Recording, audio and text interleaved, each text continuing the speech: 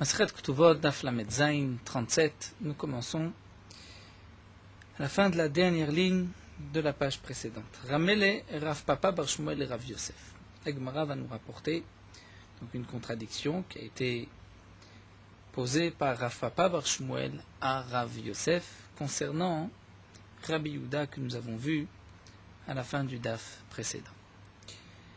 Donc nous avons vu dans la Mishnah que d'après Rabbi Yehuda, une shvouya, c'est-à-dire une femme qui avait été prise en captivité et qui avait été ensuite rachetée, est considérée comme tehora, pour reprendre l'expression de la Gemara, comme pure. Elle n'a pas été souillée par un non-juif et donc elle reste permise à un Kohen, puisqu'une femme qui a eu une relation avec un non-juif est ensuite interdite à un Kohen. Rabbi Yehuda pense que toute shvouya, Hari Bikdushata, garde sa sainteté et elle est permise à un Kohen.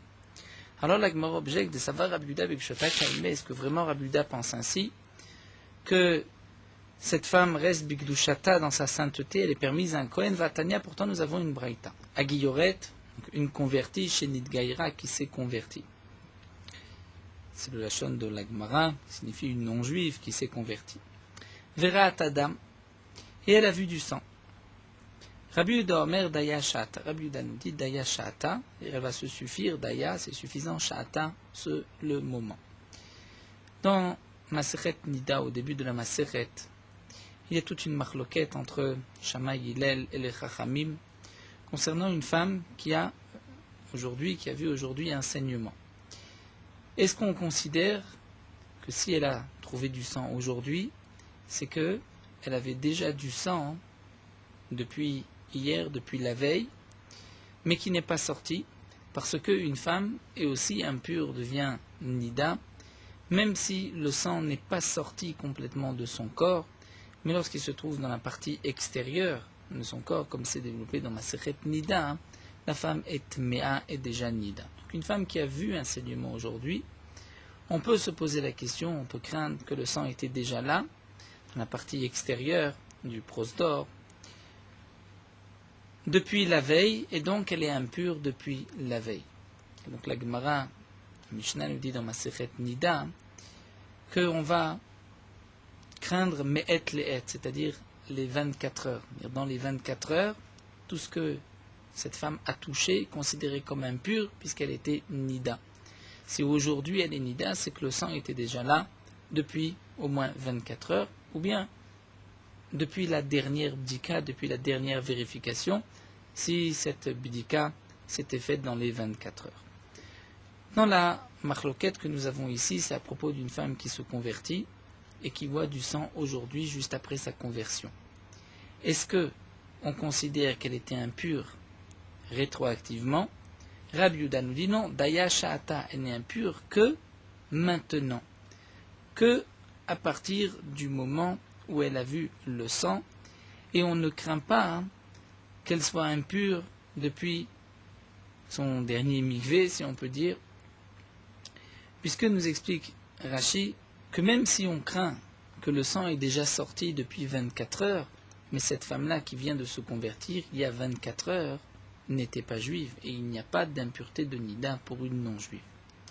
On pourrait peut-être craindre, continue Rashi, qu'entre le moment où elle s'est trempée au mikvé pour sa conversion, c'est ce moment-là, depuis ce moment-là, elle a déjà eu du sang qui est sorti dans la partie extérieure de son corps, et qu'elle n'a vu que maintenant, et donc au moins on pourrait dire qu'elle est impure depuis la conversion, depuis le mikvé.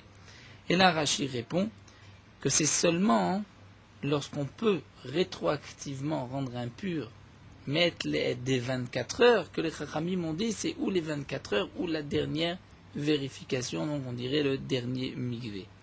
Mais si on ne peut pas rétroactivement remonter aux 24 heures, étant donné qu'elle s'est convertie entre-temps, eh bien dans ce cas-là, on ne va même pas la rendre impure depuis la dernière vérification, depuis le dernier mikvé, et donc c'est pour cela que d'après Rabbi Yehuda, Daya Sha'ata, elle n'est impure que maintenant. Rabbi Yosef Omer, Rikichol Anashim, Rabbi Yosef nous dit que non, elle est considérée comme toute femme, ou metama me'etlet mepkida lepkida. Et donc comme toute femme est impure rétroactivement depuis les 24 heures, ou mepkida lepkida, bien de la dernière vérification. Pkida, c'est une vérification. Donc là, Guilloret aussi sera impure depuis la dernière vérification, comme toute femme. Et un dernier point, Vetzricha leamtin shalosh chadashim divrei Rabbi Yehuda. Rabbi Yehuda nous dit qu'une guillorette, une femme qui se convertit, doit attendre 3 mois avant de pouvoir se marier maintenant, pour qu'on soit sûr que c'est un enfant qui a été conçu après sa conversion et non pas un enfant qui a été conçu avant la conversion. Donc c'est pour cela qu'elle doit attendre 3 mois, comme nous l'avons vu dans Masechet Yebamot, toute femme qui divorce, toute femme veuve doit attendre 3 mois, puisque si une femme n'attend pas 3 mois, elle attend 2 mois, elle se marie, elle se remarie, et qu'ensuite elle a un enfant au bout de 7 mois, puisqu'on peut avoir un enfant au bout de 7 mois ou au bout de 9 mois. Si elle a un enfant au bout de 7 mois, on ne pourra pas savoir si c'est un enfant du second et cet enfant est né au 7e mois ou c'était un enfant du premier et il est né au 9e mois. Donc c'est pour cela qu'il faut attendre 3 mois, puisque au bout de 3 mois, on peut voir si une femme est enceinte ou pas. Donc Rabbi Yehuda nous dit, pour la convertie, elle doit attendre 3 mois avant de se marier. Et Rabbi Yossé matir liarez venasé miyad, Rabbi Yossé permet à cette convertie de se fiancer et de se marier immédiatement. Nous verrons pourquoi. En tout cas, nous avons ici rapporté 2 marlokot entre Rabbi Yehuda et Rabbi Yossé. Une première marloquette, c'est lorsqu'une femme qui vient de se convertir a un saignement le jour même de Nida, est-ce qu'elle est impure rétroactivement ou pas? D'après Rabbi Yehuda, non, ce n'est que de maintenant. D'après Rabbi Yossé, elle est impure rétroactivement depuis sa conversion. Deuxième marloquette, est-ce qu'elle doit attendre 3 mois avant de se remarier? Rabbi Yehuda dit que oui, Rabbi Yossé dit que non. Si elle doit attendre 3 mois avant de se marier, c'est que Rabbi Yehuda considère qu'une femme non juive a certainement eu une relation, ou peut-être eu une relation, avant de se convertir. Donc nous avons une contradiction, puisque Rabbi Yehuda nous dit qu'une femme qui avait été prise en captivité était considérée comme Théora, elle avait gardé sa sainteté, elle n'avait pas été souillée par un non-juif. Et donc là, la Gemara, dans la question, compare le dîn de la guilloret, de la convertie, au dîn de la chouïa, de la femme qui a été prise en captivité, c'est-à-dire toute femme qui se trouve parmi les non-juifs. Et la Gemara répond à Marley, il lui a répondu, il lui a dit, c'est Rav Yosef qui répond, guilloret à chouïa karamit, tu viens poser une contradiction d'une convertie à une chouïa, il y a quand même une différence. Pourquoi? Guilloret lo menatra nafsha. Une guillorette, dire avant qu'elle se convertisse, elle ne faisait pas attention.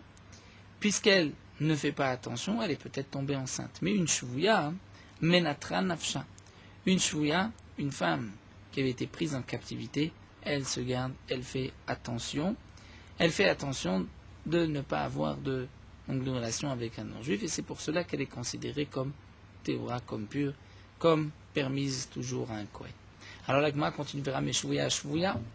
Nous allons cette fois-ci rapporter une contradiction de Shvouya à Shvouya du cas d'une femme qui a été prise en captivité avec une autre braïta. Détania, nous avons une braïta qui nous dit à Guilloret.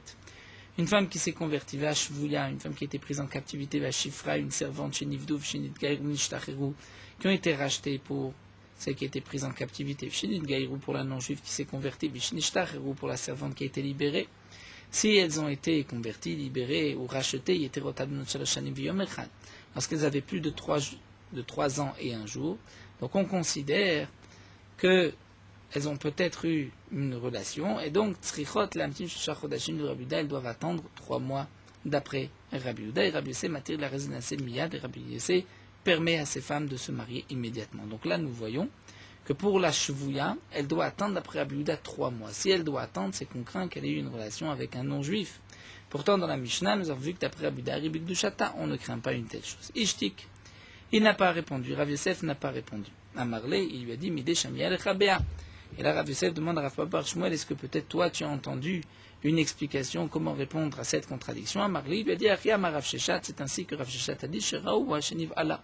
Dire dans quel cas elle doit attendre 3 mois, c'est lorsqu'on a vu qu'elle a eu une relation avec un non-juif. Là, elle doit attendre 3 mois pour savoir si l'enfant qui naîtra par la suite est un enfant de cette relation du non-juif ou de son mariage. Et Yahri demande l'agma, si c'est ainsi, si on parle dans le cas où on a vu que cette femme qui avait été prise en captivité avait une relation avec un non-juif, alors Maïtamad Rabbi Yossé, quelle est la raison de Rabbi Yossé? Pourquoi Rabbi Yossé permet à cette femme de se marier immédiatement. Amar Rabba, Rabba répond que ça va Rabbi Yossé, Isha mezana meshameshet bemor shelo titaber. Parce que Rabbi Yossé pense qu'une femme mezana qui a une relation hors mariage, meshameshet bemor shelo titaber, elle va utiliser un mort, c'est-à-dire un morceau de tissu, nous dit Rashi, qu'elle prendra et qu'elle mettra après la relation pour pouvoir aspirer, pour prendre tout le zéra de cette relation, pour ne pas qu'elle puisse tomber enceinte.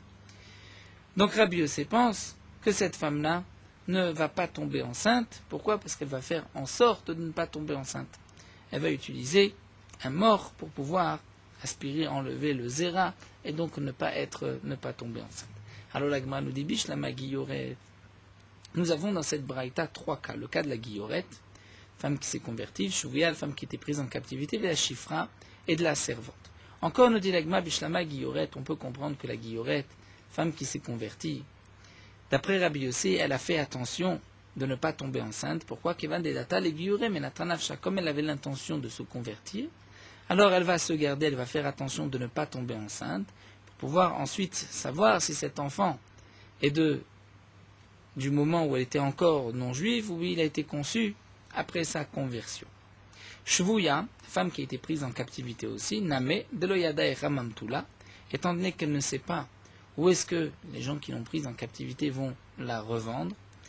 Et donc elle se dit peut-être que demain, on m'amènera chez des Bnei Israël et qu'ils vont me racheter. Donc elle va se préserver, elle va faire attention de ne pas tomber enceinte, pour ne pas être ensuite interdite, un Kohen. Et donc elle va utiliser un mort. La Chifra aussi, une servante qui a été libérée.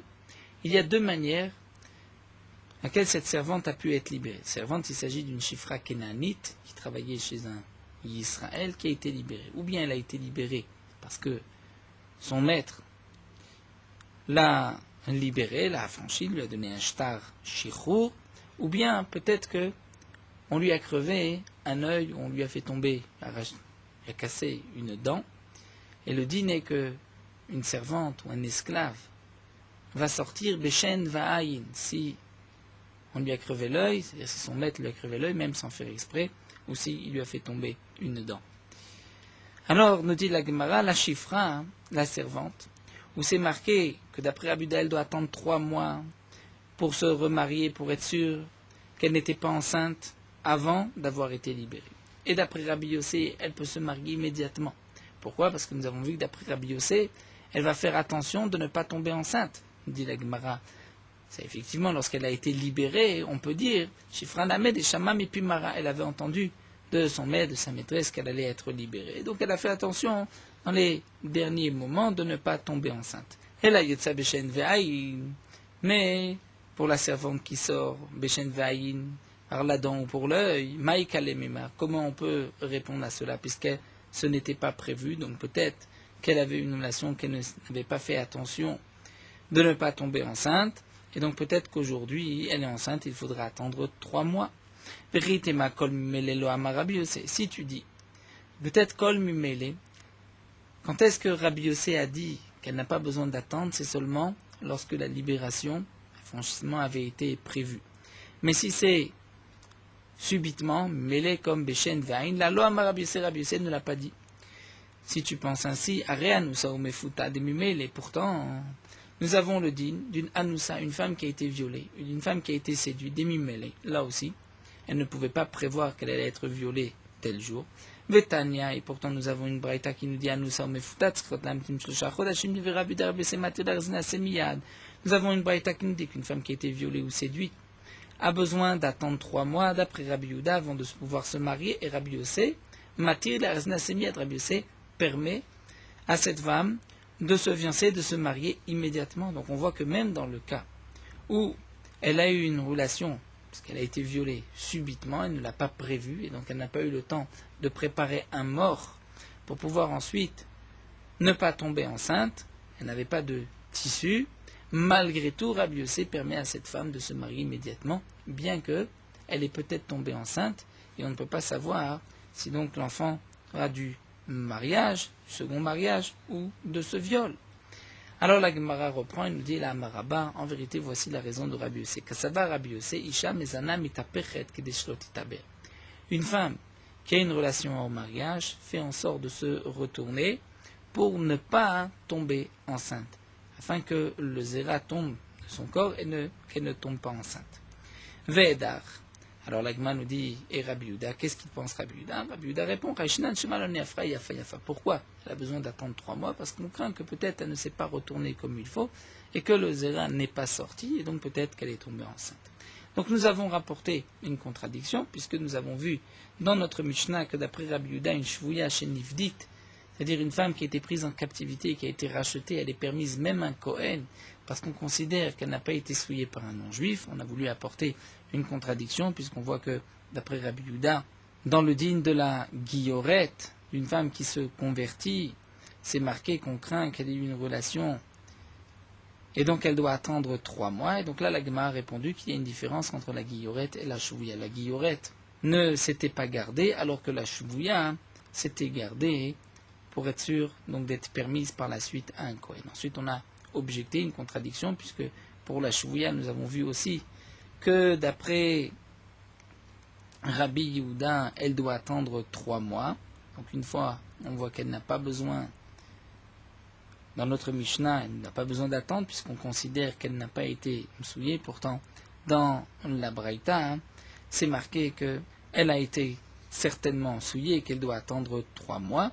Et donc là, l'Agma a répondu qu'on parlait dans un cas où nous avons vu qu'elle a eu une relation. Alors l'Agma a dit, mais si on a vu qu'il y a une relation, quelle est la raison de Rabbi Yossé? Et donc là, on a conclu que d'après Rabbi Yossé, même si on l'a vu, mais elle n'est certainement pas tombée enceinte, puisqu'elle a fait en sorte de se retourner pour ne pas tomber enceinte. Et donc c'est pour cela qu'elle n'a pas besoin d'attendre 3 mois. Mais ça ne change pas que si on l'a vu, là c'est sûr qu'elle a eu une relation. Et dans notre Mishnah, on parle dans le cas où on ne l'a pas vue. Donc là, Rabbi Yehuda nous dit, elle n'a certainement pas été souillée par un non-juif, et donc elle est permise à un Kohen. La Gemara continue, nous avons vu dans la Mishnah, Shnema velo yason anosh yanesh, le din de Kamle Bederabamine. Donc reprenons les psukim de la Torah, 2 personnes se disputent, une des 2 personnes pousse une femme enceinte, et cette femme a perdu ses enfants, les enfants qu'elle portait en elle.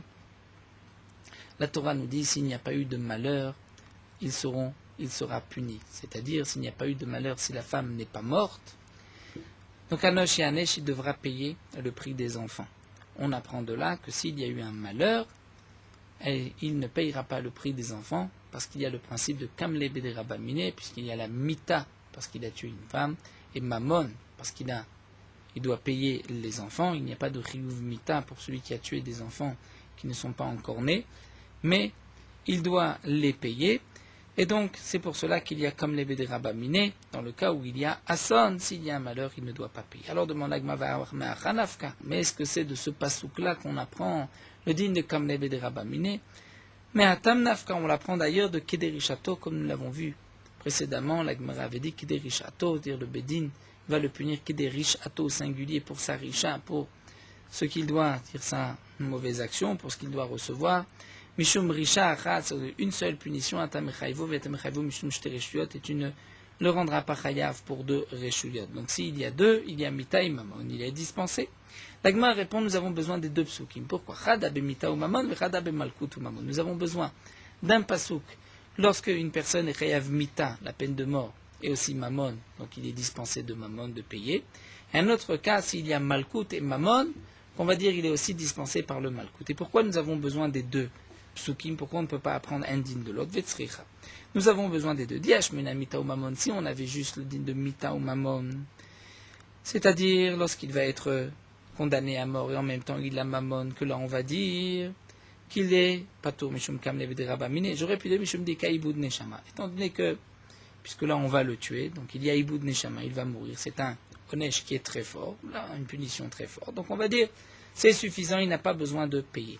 Aval Malkut ou Mammon, mais s'il y a juste des coups Mammon, Delika Ibud Neshama, là il ne va pas mourir malo, peut-être qu'on va dire que ce n'est pas suffisant et qu'il va aussi payer en même temps qu'il va recevoir des coups. Viashminan Malkut ou Mammon, si on nous avait dit que lorsqu'il y a Malkut et Mammon, des coups et de l'argent, il y a comme des Rabamine, j'aurais pu dire Mishum de l'Ochamiri Souré, parce que la faute qu'il a transgressée n'était pas si forte.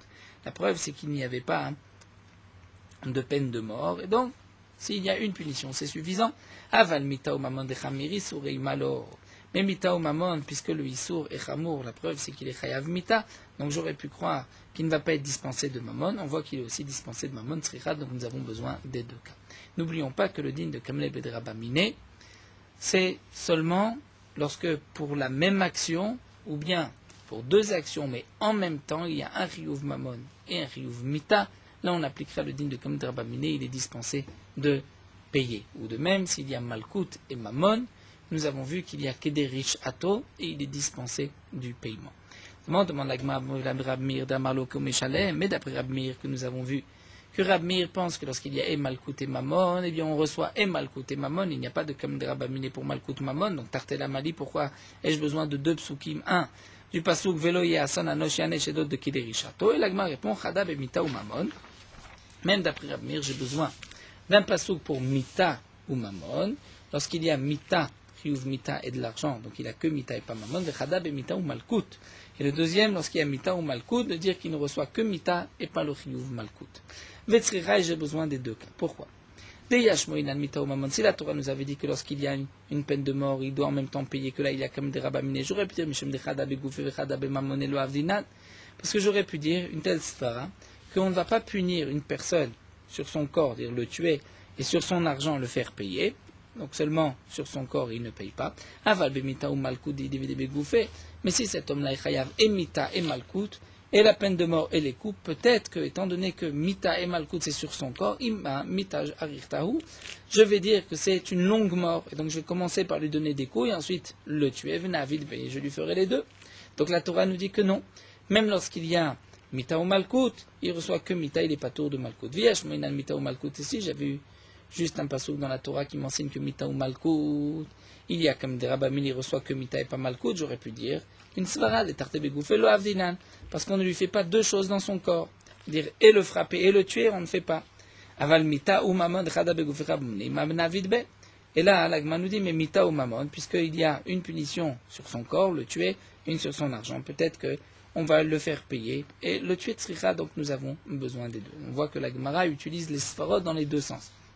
Dire parfois au contraire, on peut dire que puisque c'est chada begoufé, chada bebamone, donc on ne va pas le punir des deux. Mais parfois la Gemara dit le contraire, c'est que si c'est mita ou mamon, chada begoufé bamone, peut-être qu'au contraire on va le punir les deux. Donc il y a des sfarot qu'on peut percevoir dans les deux sens, donc c'est pour cela que la Gemara rapporte, puisque ce ne sont pas des choses qui sont des svarot qui sont définis, qui sont clairs. Donc si on avait marqué un cas, on n'aurait peut-être pas pu déduire l'autre. La Gemara continue, nous avons plusieurs psukim dans la Torah. Un pasuk qui nous dit Velotikru kofer nefesh rotseach, qui signifie Velotikru kofer, vous ne prendrez pas de kofer d'argent, les nefesh rotseach pour nefesh, pour une âme qui a tué. Donc ça voudrait dire que si quelqu'un a tué et qui est chayav mita, on ne le fera pas payer. La Mali, demande la Gemara, pourquoi la Torah a besoin de nous préciser cela? C'est le din de Kamle Bedrabamine. Et la Gemara répond non. La signification du pasuk, le Tikru Kofen Aveshrotseah, c'est que la Torah nous dit, tu ne peux pas racheter sa mort par de l'argent. Et si un homme a tué, on doit le tuer, il ne peut pas racheter sa mort par de l'argent. Damar Mana, la Torah a dit, voici l'explication du pasuk. La Torah te dit, ne prends pas de l'argent de lui, et pour le dispenser de la mort. Ça, c'est la signification du pasuk. Là, il me rapporte un autre pasuk. Le tikru kofer la nous, c'est-à-dire miklato. Le pasuk nous dit, vous ne prendrez pas d'argent pour celui qui va devoir s'exiler, partir en ville de refuge. Donc là aussi, on comprend que celui qui a tué sans faire exprès, il doit partir en ville de refuge. Ne lui donne pas la galoute, la ville de refuge, et aussi, donc, lui prendre de l'argent. Ça ne fait pas. Ne prends pas de l'argent pour celui qui part en galoute. Donc encore une fois, le din de Kamle Bedrabamine. La Mali, pourquoi la Torah a-t-elle besoin de me répéter? Et la Gemara répond non. Voici la signification du pasuk. La Torah te dit, pour quelqu'un qui doit partir en exil, en ville de refuge, parce qu'il a tué sans faire exprès, tu ne peux pas racheter son exil par de l'argent. La Torah dit ne prends pas de l'argent de lui pour le dispenser de la galoute. Alors demande la Gemara, va créer la Mali. Pourquoi ai-je besoin de deux pasuk? Un pasuk qui me dit ne prends pas de l'argent, c'est-à-dire ne lui permet pas de racheter sa mort par de l'argent. Deuxième pasuk qui me dit ne lui permet pas de racheter son exil, son départ par de l'argent. La Mali, pourquoi les deux psukim? Et là, il dit Khada b'shogeg v'chada b'mezid. J'ai besoin d'un pasouk pour celui qui a tué sans faire exprès, et un pasouk pour celui qui a tué b'mezid volontairement. Vetzricha, j'ai besoin des deux. Pourquoi? Mezid. Si j'avais eu Mezid. Et là, l'Agma va nous rapporter dans le din de Mezid et Shogeg deux sfarot qui sont totalement différentes. Si la Torah nous dit Deashmoinan Mezid, et si la Torah me dit que Mezid, si quelqu'un a tué volontairement, tu le tues et tu ne prends pas d'argent, j'aurais pu dire Mishum de Khamiri Souré, parce qu'il a transgressé une avéra qui est très grave, il a tué volontairement. Aval Shogeg de lo Khamiri Souré, mais s'il a tué sans faire exprès, c'est moins grave que celui qui a tué volontairement.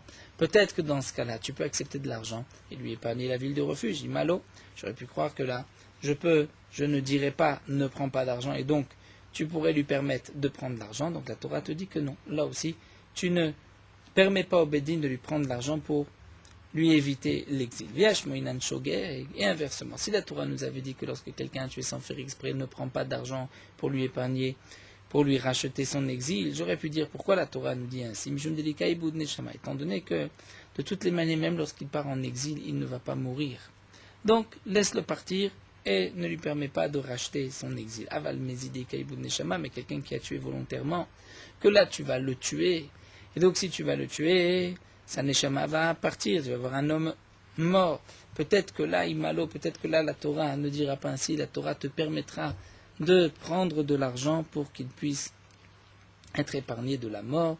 Donc la Torah te dit que non. Dans ce cas-là aussi, tu devras le tuer, le condamner à mort, tu ne prendras pas d'argent. Donc tzricha, nous avons besoin de ces deux psukim. L'Agma continue un autre pasuk, c'est marqué V'la'aretz lo yikupar l'adam asher shofarba kim bedam shofro. Et à la terre ne sera pardonné le sang qui a été versé dedans que par le sang de celui qui a versé ce sang qui a été absorbé par la terre. L'Amali demande la Gemara, pourquoi ai-je besoin de ce pasuk? Qu'est-ce que le pasuk m'apprend? Donc Rashi nous explique la signification du pasuk. Kim bedam shofro, c'est que la Torah nous dit si un homme a versé du sang, il faut le prendre et le tuer lui-même. Et tu ne pourras pas pardonner le sang qui a coulé dans cette terre par de l'argent. Kim bedam shofro, seulement par le sang de celui qui l'a versé, c'est-à-dire en condamnant à mort celui qui a tué. Alors là, on demande la Mali, pourquoi ai-je besoin de ce pasuk? C'est une répétition. Nous l'avons déjà appris dans l'Otikroukofer. La Torah nous dit ne prends pas d'argent pour acheter la condamnation à mort de quelqu'un. Et l'Agma répond, j'ai besoin de ce pasouk, mais il est pour une autre braïta. D'où est-ce que je sais Shimtarfa Egla? Nous savons que lorsqu'un homme a été trouvé entre deux villes, la Torah nous dit qu'on doit apporter une égla, ou une génisse, qu'on va briser la nuque entre les deux villes, puisqu'on ne sait pas qui est l'assassin. Donc la ville la plus proche devra apporter cette génisse.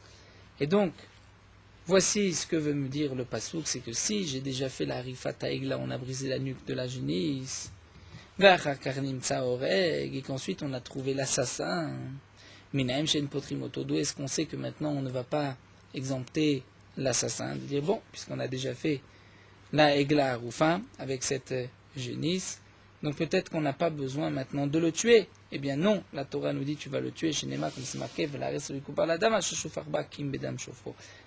la terre ne sera pardonnée du sang qui a été versé que par le sang de celui qui l'a versé, donc il faudra condamner à mort le tueur. Tant qu'on ne l'a pas trouvé, on apportera Egla Rufa. Tu l'as trouvé, là tu devras le tuer. Donc le pasouk, le Ikupa, la dame Shfarba ne signifie pas ne prends pas d'argent pour racheter sa condamnation à mort, mais signifie même si on a déjà apporté la Egla Rufa, tu devras le tuer. L'Agma continue un autre pasouk, Vata tevaer adam anakim ikirbecha, la Torah dit, et toi, juste après la Arifat Egla, la Torah nous dit, et toi tu vas brûler Adam anakim ikirbecha, le sang propre de parmi toi. Là, Mali, qu'est-ce que le pasouk vient me dire? Puisque là aussi, on comprend le pasouk, que si tu as trouvé l'assassin après avoir fait la procédure de Arifat Egla, tu dois quand même le tuer. Et ça, on vient de l'apprendre du pasouk.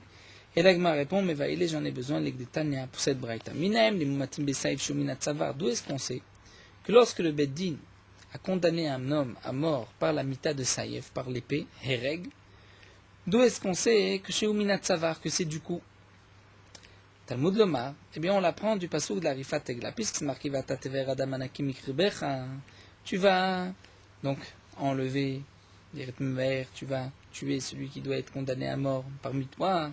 Donc, Shukol Shofre Damim Le'egla Arufa. La Torah dit que dans ce pasouk, tout celui qui a tué, et donc qui va être ensuite condamné à mort par le Bédine, par la mita de Hereg, donc par l'épée, bien la Torah dit, c'est comme la Egla Arufa. Mal et la Minatzavar, de la même manière que la Egla Arufa, on va lui briser la nuque, donc c'est sur le coup. Av Shofre Damim Minatzavar, de même celui qui a tué, on va le tuer aussi par le coup. Et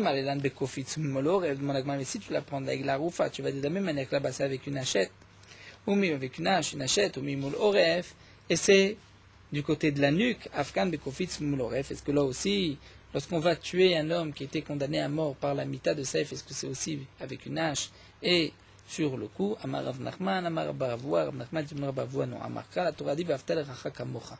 Tu dois aimer ton prochain comme toi-même, et donc même au moment où tu vas tuer un homme qui a été condamné à mort par le Beddin, Barour Mita et Yafin, il faut que tu lui choisisses une belle mort.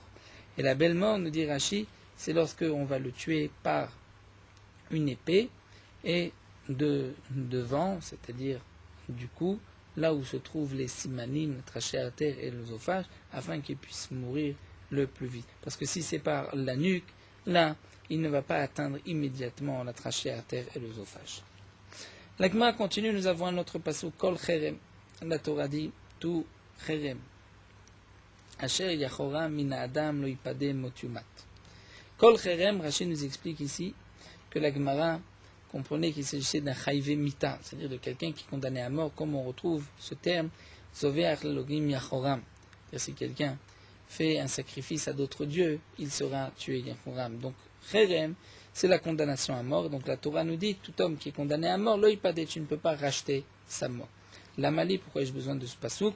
Comme nous l'avons vu plus haut, de l'Otikru Kofer, que si un homme doit être tué par le Bédine, il ne peut pas racheter sa condamnation à mort. Alors l'Agma nous dit, ce dernier pasouk, Kolcher, on l'apprend, mais Vaïlé, on l'utilise pour une braïta, qui est Tanya Minem, l'Yotzele avec. D'où est-ce qu'on sait que si un homme est en train de sortir, il a été condamné à mort et on va le tuer. Ve'amar echad, et un homme a dit, Erko alay, je veux donner la valeur de cet homme au Beth Amikdash. Nous avons deux manières d'offrir le don d'un homme au Beth Amikdash, ou bien de dire Dme alay, c'est-à-dire ma valeur, ou Dme Pluni alay, la valeur d'un tel alay sur moi. Et donc là, on doit évaluer la personne au marché esclave, combien il vaut, et on donnera la somme de sa valeur au Beth Amikdash.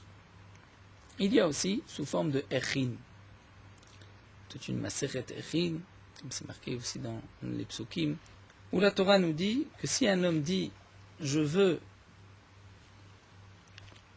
donner la valeur, mais sous forme de Erech, ou Erki alay, ou Erech Pluni alay », là la Torah nous dit de tel âge à tel âge un homme votant, de tel âge à tel âge un homme votant, il y a un prix en fonction de l'âge.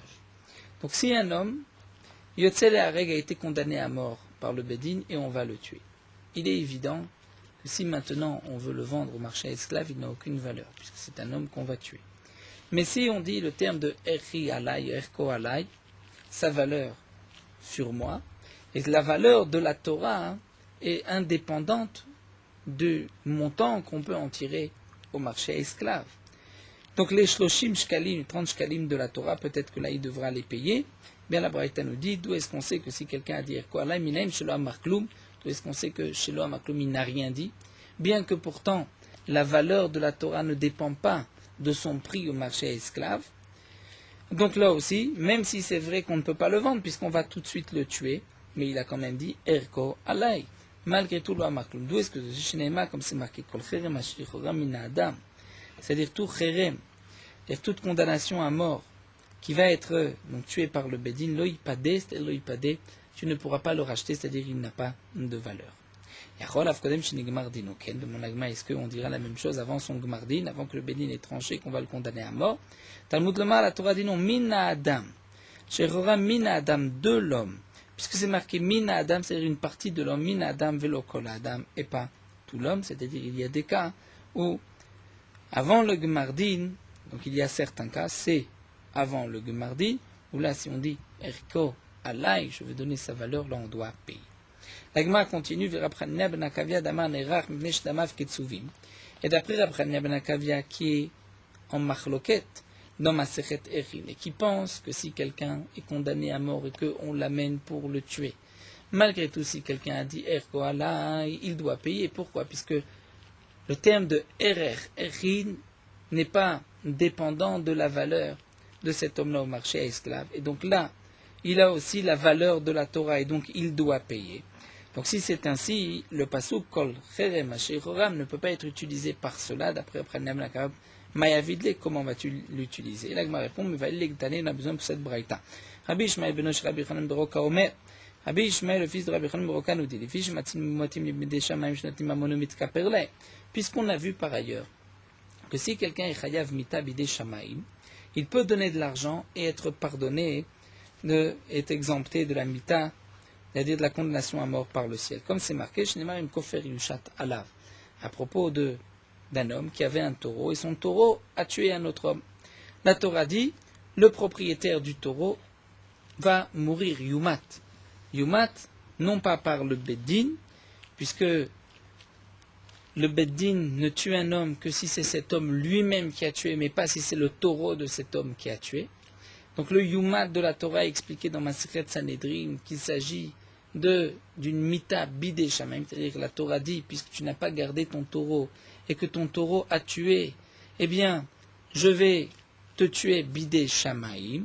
Et la Torah nous dit malgré tout, im kofer yushat alav, c'est-à-dire si on va lui imposer un kofer, une certaine somme, il pourra payer le rachat de son âme. Donc on voit que si quelqu'un est chayav mita bidé shamaim, la Torah permet par de l'argent de racheter la mort, racheter sa vie, si on dit.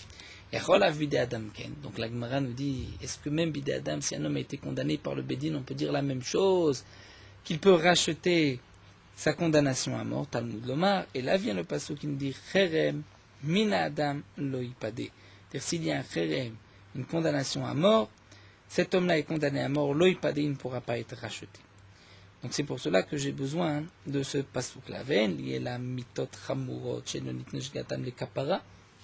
On dit l'agma, malgré tout, je pourrais dire que ceci ne s'applique que pour une mita chamura, c'est-à-dire pour quelqu'un qui est chayav mita, mais d'une mita où s'il avait transgressé béshogeg involontairement, il n'avait pas de possibilité de kapara, puisqu'il y a certaines avérotes pour lesquelles, lorsqu'un homme transgresse bémézid, il est condamné à mort. Béshogeg, il n'y a pas de réparation. Il y a d'autres avérotes que bémézid, volontairement, il est condamné à mort. Béshogeg, involontairement, il doit apporter un korban khatat. Comme par exemple, Rashi nous dit, si un homme blesse son père, ou si un homme kidnappe un autre homme pour le revendre, là la Torah nous dit qu'il est chayav mita, et que si il a fauté sans faire exprès, et il ne savait pas que c'était interdit, il n'y a pas de réparation, il n'y a pas de korban khatat pour cette avéra. Donc ça c'est une mita chamura, puisqu'on voit que dans un cas de shogeg, si c'était involontaire, il n'y a pas de réparation possible. Donc là, effectivement, la Torah me dit que pour une telle mort, il ne peut pas racheter sa vie, sa condamnation à mort. Même mitot kalot, s'il y a une mita qui est plus légère. Chez Nitnash Gatan et Kapara, la preuve, c'est que s'il a fauté sans faire exprès, il a la possibilité de réparer. Comment?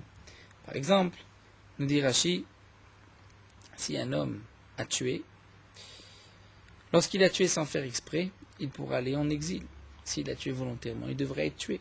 D'où est-ce qu'on sait que lorsqu'il a tué volontairement, qu'il ne peut pas racheter sa condamnation à mort? Ou encore, nous dit Rashi, pour celui qui a transgressé Shabbat, ou une des harayot, ou l'idolâtrie, où là aussi il y a des korbanot khatat pour celui qui a fauté involontairement. D'où est-ce qu'on sait que volontairement, il ne peut pas racheter? Puisque là c'est plus calme, c'est plus léger. La preuve, c'est que s'il a fauté involontairement, il a une kapara. Donc d'où est-ce qu'on sait qu'il ne peut pas racheter sa mort lorsqu'il a tué volontairement? Talmud Lomar, donc l'agma nous dit kol cherem. Donc là j'ai le kol. Kol me signifie toutes les morts. Kol cherem. Et donc dans tous les cas, un homme ne peut pas racheter sa condamnation à mort. Mais demande la Gemara, je ne comprends pas. Pourquoi ai-je besoin de ce pasuk kol cherem? Velo mimele melotikru kofer shmat mina. N'est-ce pas que nous l'avons appris déjà plus haut de l'autre pasuk à propos du rotseach, puisque la Torah dit celui qui a tué et qui est condamné à mort par le Bédine, il ne pourra pas racheter sa condamnation à mort. Et pourtant, le Rotser, celui qui a tué Béchogeg, quel est son dîne? Il partira en galoute, donc il a une kapara. Donc ça fait partie des mitotes kalot. Et pourtant, la Torah me dit qu'il n'a pas la possibilité de racheter, dans le cas de Mézid, sa condamnation à mort. Donc tu vois que j'ai déjà un passou pour cela. Donc, kol cherem la mali. Donc la Torah m'a déjà dit, l'otishkol mamonem inivtere, ne prends pas d'argent pour l'exempter de la mort, même dans le cas où c'est une mita kala plus légère, comme la Gemara la considère ici.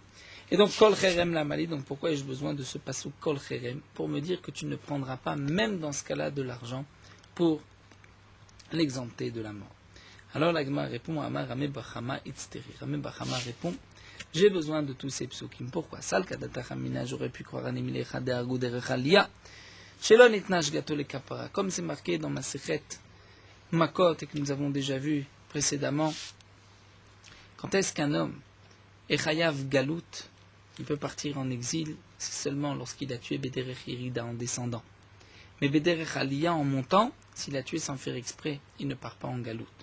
Bederech Aliyah, c'est quelqu'un monte sur une échelle et qu'il est tombé et il a tué son prochain, là il ne part pas en galoute. S'il a tué en descendant, il a trébuché, il a raté une marche et il est tombé, et il a tué son prochain, là il partira en galoute. Donc là Gemara nous dit, Salkadarmina, j'aurais pu croire c'est-à-dire dans quel cas? Le passou qui me dit l'otikrou kofer, vous ne prendrez pas d'argent pour acheter celui qui a tué volontairement de la mort, donc vous ne le rachèterait pas de la mort, de sa condamnation à mort, c'est peut-être seulement celui qui a tué derech aliyah, c'est-à-dire d'une manière en montant, ou par exemple, avec l'épée, il a levé l'épée et il a tué.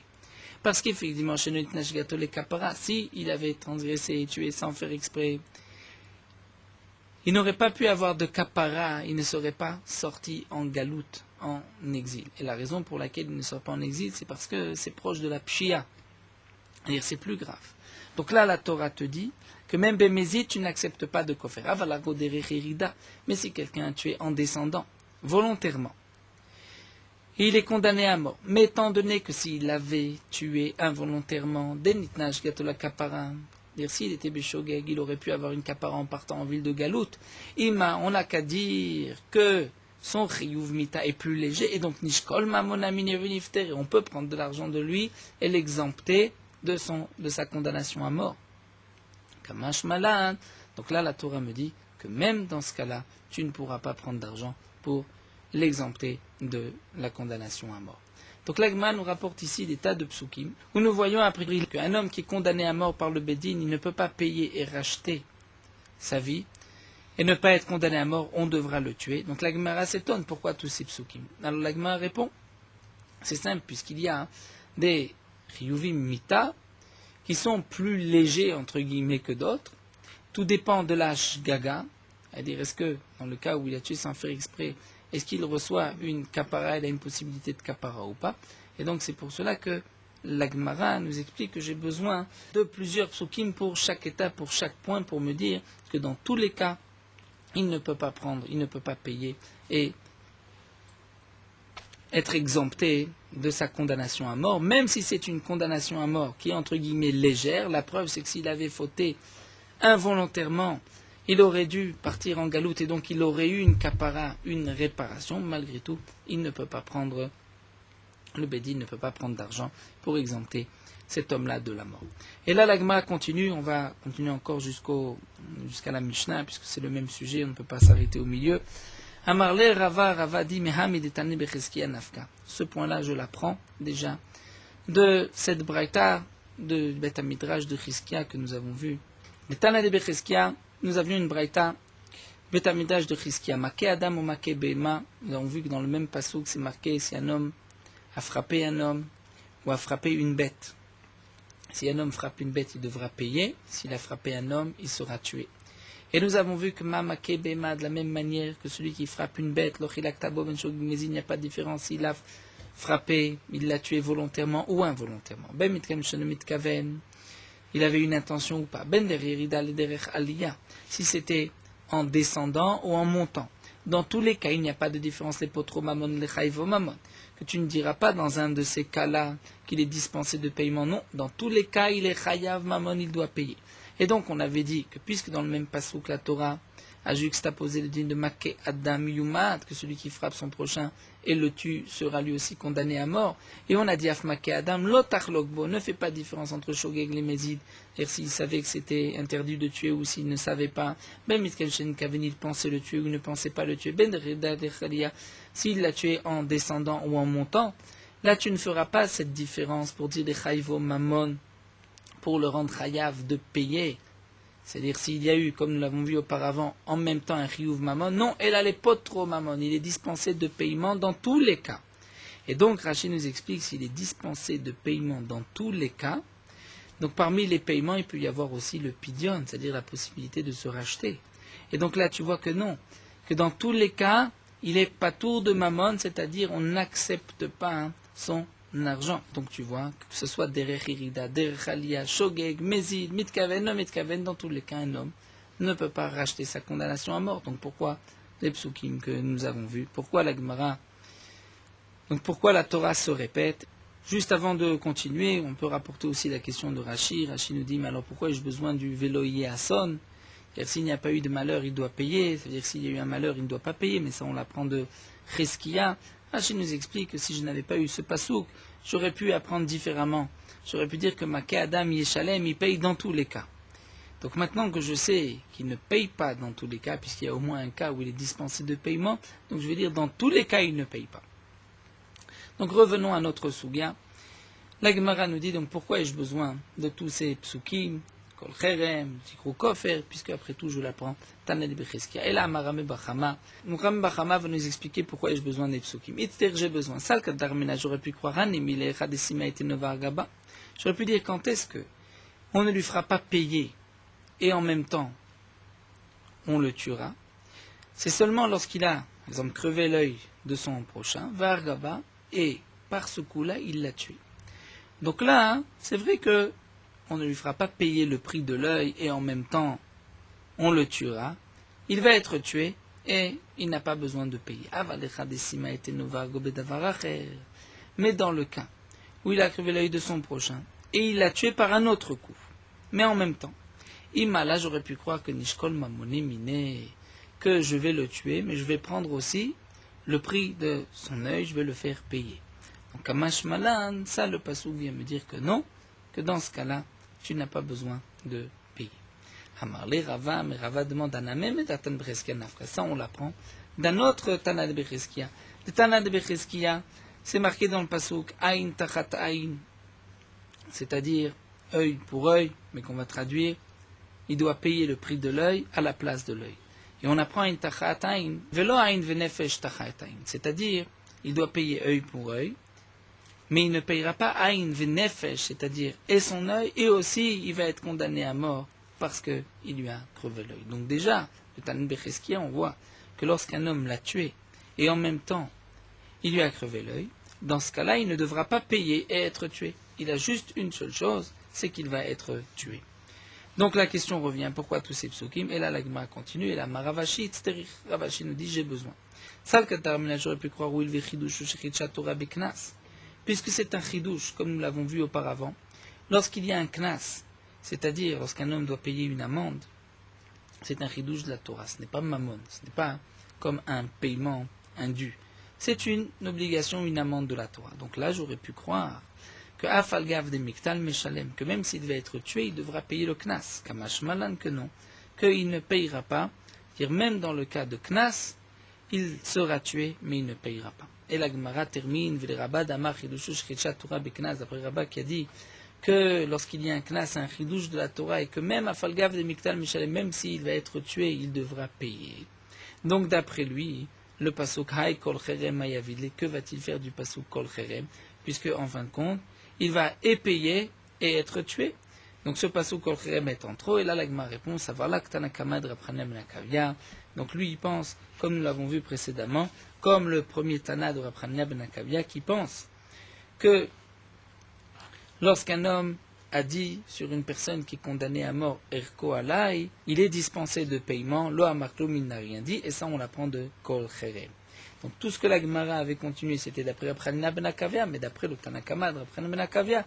Donc ce pasuk Kol Cherem est déjà utilisé pour nous dire que si un homme est condamné à mort et qu'on va aller le tuer, et qu'un homme a dit Erko Alai, que dans ce cas-là, il ne doit pas payer. Et donc la Gemara a terminé, conclut, on a utilisé les psukim pour tous les points que nous avons vus, et même d'après donc Rabbah, on pensera comme Rabchanan ben Akavia, le Kol Cherem sera utilisé pour le din de Erchi. Nous allons nous arrêter ici à la Mishnah. Norota Halacha Daf Lamed Zayin. Nous allons commencer une longue sugya qui concerne les pots de fleurs, les pots où nous allons planter des arbres fruitiers. Quel est tout le din des pots? Toute plante qui ne pousse pas sur la terre même, mais qui pousse dans un ustensile, dans un pot, parfois, ceci est considéré comme si ça pousse sur la terre même, et donc nous avons l'interdiction de travailler pendant la Shemitah dans ces pots, mais parfois, nous avons le droit, comme nous le verrons. Donc tout d'abord, nous trouvons une différence entre un pot qui est nakouv, qui a un trou, et un pot qui n'en a pas. Lorsque un pot est appelé atitz nakouv, il a un trou, c'est qu'il a un trou en bas, ou sur les côtés. Un pot qui n'a pas de trou, c'est un pot qui, donc, de tous les côtés, qui n'a pas de trou, qui est fermé hermétiquement, mais malgré tout, il peut avoir le din d'un atitz nakouv, nous verrons par la suite dans quel cas. Tout ce qui pousse dans un atitz nakouv, dans un pot qui est troué, ceci est considéré comme s'il a poussé sur la terre même, étant donné que le pot ne fait pas écran entre ce qui a poussé et la terre, puisque ce qui pousse dans le pot va aspirer, on peut dire, les racines vont absorber de la terre, et donc ils vont vivre de la terre, c'est comme s'ils sont plantés sur la terre même. Puisque un atitz nakouv, donc un pot qui est troué, a le statut, a le din d'un terrain, c'est comme ça pousse sur la terre, donc celui qui par exemple va arracher une branche d'une plante qui se trouve dans un pot troué le jour de Shabbat, il a transgressé Shabbat comme s'il avait arraché une branche d'un arbre pendant Shabbat. De même, tout ce qui a poussé dans un pot qui a un trou, il y a une obligation, donc la mitzvah de Trumot ou Maasrot, des prélèvements, si ça a poussé dans la terre d'Eretz Israël, l'interdiction aussi de mélange de Kilaïm, et donc nous avons aussi l'obligation de Shemitah, l'interdiction de semer ou de planter, et l'interdiction d'entretenir cette plante qui pousse dans un pot qui est troué.